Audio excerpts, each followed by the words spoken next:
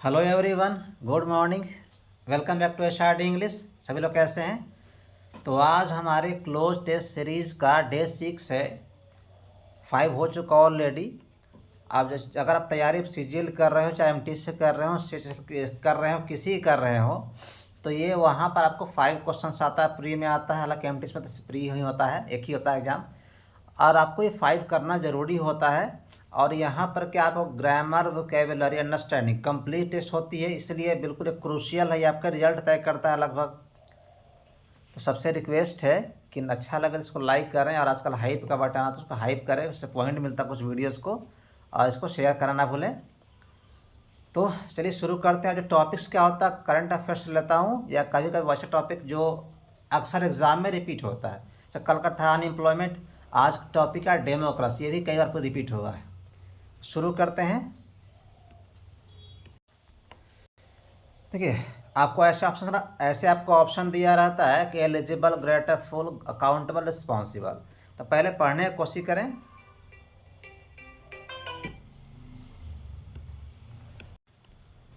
देखिए, अब democracy is a system of government. थोड़ा सा कॉल आ गया था, इसकी वजह से हुआ था। ठीक है, एक डेमोक्रेसी का लोकतंत्र क्या है? एक शासन का एक सिस्टम होता है जहाँ पावर इज वेस्टेड। पावर जो वेस्टेड मतलब कि पे अधिकार किसका होता है? इन द पीपल, लोगों के हाथ में पावर का अधिकार होता है। देखिए, वेस्ट का मतलब होता है कि शक्ति, अधिकार होना, लीगल राइट्स होना।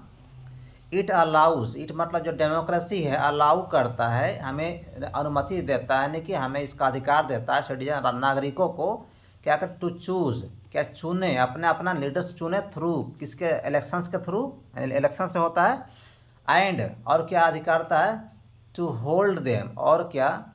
टू उनको अब होल्ड क्या करना है? For their actions. तो यहाँ पे क्या है ऑप्शन? एलिजिबल का मतलब क्या होता है? योग्य होता है। ठीक है, जैसे एलिजिबल फॉर द पोस्ट, किसी जॉब के लायक। ग्रेटफुल मतलब आभारी होता है। अकाउंटेबल का मतलब जवाबदेह होता है, जिम्मेदार भी होता है। और रिस्पॉन्सिबल का मतलब जवाबदेह या जिम्मेदार होता है। तो कौन सा ऑप्शन आएगा? हाँ, यहाँ पर क्या है कि अब देखिए, दोनों वर्ड काफ़ी इंपॉर्टेंट है, अकाउंटेबल, रिस्पॉन्सिबल। यहाँ पर जो ऑप्शन आएगा वो आएगा यहाँ पर अकाउंटेबल।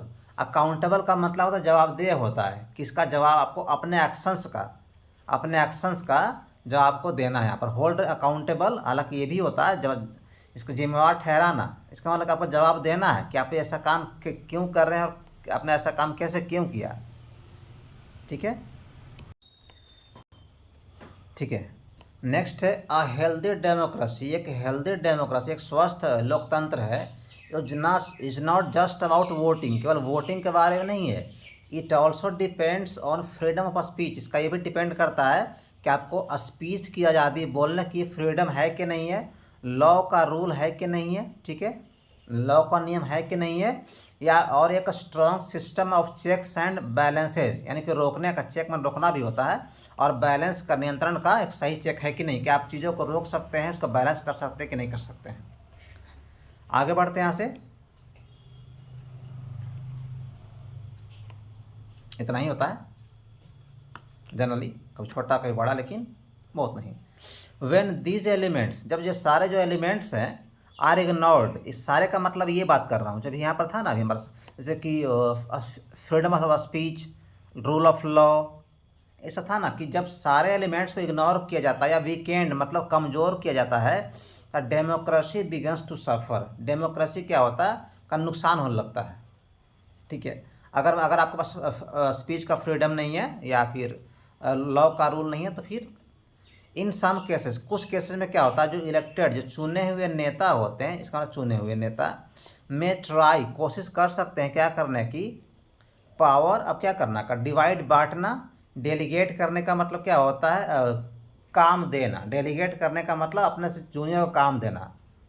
कॉन्सेंट्रेट मतलब, एक कॉन्सेंट्रेट का दो मतलब होता है, एक तो होता है ध्यान देना, और दूसरा होता है एक करना, मतलब मिलाना। या सीज मतलब जब्त करना। Power and silence opposing voices, इसमें कौन सा ऑप्शन आएगा? तो जो जो कुछ केसेस में क्या होता है, जो चुने हुए नेता है वो क्या करते हैं, कोशिश करते हैं कि साइलेंट अपोजिंग वॉइसेस, यानी कि जो विरोध करने वाले जो आवाज़ें हैं, उनको क्या करते हैं, वो पावर को उनका जब्त करते हैं। जब्त करने का मतलब कि उनका अकाउंट्स वगैरह बंद कर दिए, ठीक है।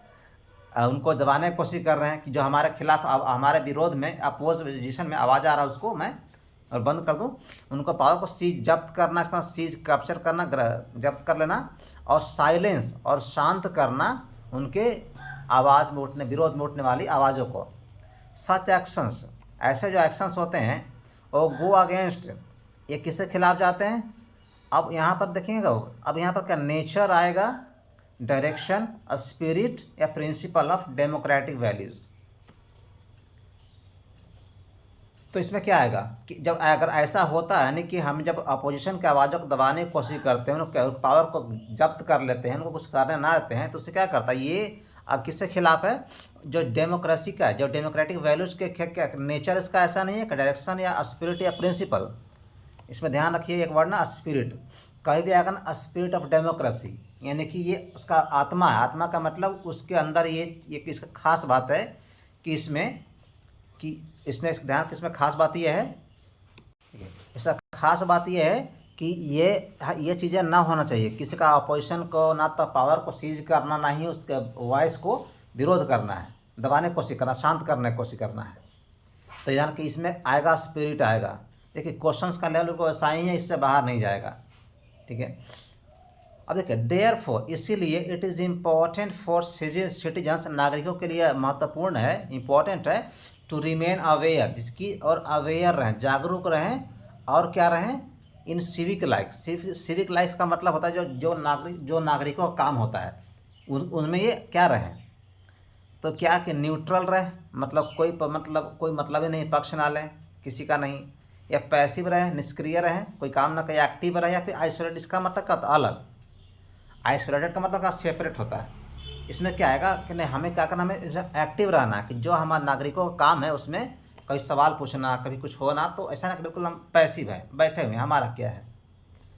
देखिए आगे लिखा हुआ भी है, एक्टिव पार्टिसिपेशन, जो सक्रिय जो पार्टिसिपेशन, भागीदारी है, वो नॉट ओनली एक्सिप स्ट्रेंथेंस, केवल इसका मतलब मजबूत करना, ये उसका एंटीनिम है। केवल मजबूत नहीं, डेमोक्रेसी के बाद मजबूत नहीं करता है, बट ऑल्सो क्या करता है, इंश्योर करता है, तय करता है कि, यानी सुनिश्चित करता है कि जो लीडर्स हैं और नेता लोग क्या, यहाँ पर क्या प्लूरल है, पहला फॉर्म है, रिमेन, क्या रहें, वो लॉयल रहें, टू द पीपल ऑफ, तो द पीपल दे सर्व, उन लोग प्रति जिनको सेवा करते हैं, वफादार रहें, आज्ञाकारी रहें, जवाबदेह रहें, जिम्मेदार रहें, या रिस्पेक्टफुल रहें। तो यहाँ पे जो ऑप्शन आएगा, ध्यान रखिएगा कि इससे होता क्या है कि जब हम लोग एक्टिव रहते हैं, जब सरकार के खिलाफ गवर्नमेंट अगर कुछ गलत कर रही है, हम लोग पार्टिसिपेट करते हैं, बोलते हैं, तब फिर क्या उसके बाद जवाब देना पड़ता है। यहाँ पर क्या आएगा, accountable to the people they serve, यानी उनके प्रति जिनको सेवा करते हैं उनके प्रति उनका जवाब बनता है कि देखिए हम ऐसा कर रहे हैं और क्यों कर रहे हैं। तो आज का जो क्लास था हमारा वीडियो कंप्लीट हुआ। सबसे हम्बल रिक्वेस्ट, इसको शेयर करना ना भूलें और हाइप करना वीडियो को ना भूलें, लाइक ज़रूर करें। फिर बताइए अगर कोई खास डिमांड हो, रिक्वायरमेंट हो तो ज़रूर कमेंट करेंगे। सो थैंक यू, फिर मिलते हैं। और कोई डाउट है कि नहीं मन में, तो अब सिंपल सा क्या होता है कि जिनकी तैयारी होती है ना, वो क्या करते हैं, देखिए जिनकी तैयारी होती है, देखिए ये वीडियो कल का है, ठीक है, वो क्या करते हैं, सिंपल सा यहाँ से निकाल लेते हैं। लेकिन जिनकी तैयारी नहीं होती है ना, उतनी अच्छी नहीं है, खास करके हिंदी मीडियम से हैं, तो उनकी जो रीडिंग है उतनी स्ट्रांग होती नहीं है, इस वजह से ये प्रॉब्लम क्रिएट करता है। इसलिए ज़रूरी है कि इसको रीड करने की कोशिश करें और जो ऑप्शंस को यहाँ देखें कि यहाँ पर ये क्यों आ रहा है, ठीक है, इसको रीडिंग करें। और PDF के लिए टेलीग्राम ज्वाइन कर लीजिए। और सारे वर्ड्स को आप लिखने की कोशिश करिए। अब आपका वर्ड्स ही नहीं रहेगा तब कैसे कर पाएंगे। आप सोचिए यहाँ पर पता ही नहीं रहेगा एलिजिबल क्या, ग्रेटेफुल क्या होता है, काउंटेबल, रिस्पॉन्सिबल क्या होता है। चलो ठीक है, तो काफ़ी कॉमन से वर्ड है। अगर यहाँ आप डिवाइड क्या, डेलीगेट क्या है, कॉन्सेंट्रेट सीज क्या है, तो कहते तो बिल्कुल इम्पॉसिबल है। तो इसको आप जो लोग तैयारी कर रहे हैं वर्ड्स को लिखें, अलग नोट्स बनाएं और लिखते रहें।